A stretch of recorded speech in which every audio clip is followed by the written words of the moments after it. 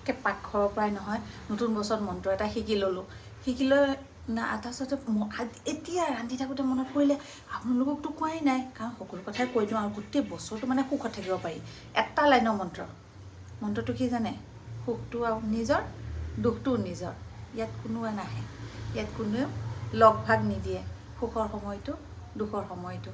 আৰু যেতিয়া এই লাইনটো বুজা যায় তেতিয়া সদায় হেপী হৈ থকা যায়, সদায় পজিটিভ মাইণ্ড হৈ থকা যায়।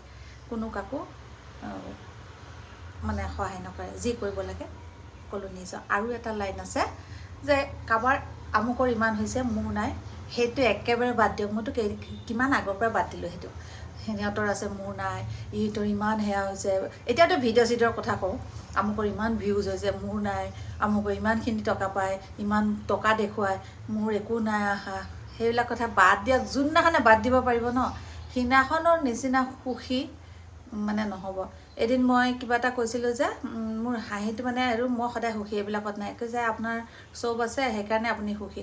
নহয়, চব নহয়। মানুহৰ জীৱনত কেতিয়াও গোটেইখিনি নাপায়, নহ'লে আম্বানীয়ে এতিয়া বহি থাকিলে হয়, হয়নে? কিনো নাই, তথাপিতো কামেই কৰি থাকে। ঠিক সেনেকুৱাই কিন্তু মই এইটো বস্তু একচেপ্ট কৰিছোঁ। এইটো যিসকলে বুজি পায় জানে, যিসকলে একচেপ্ট কৰিছে সেইসকলে সদায় সুখী।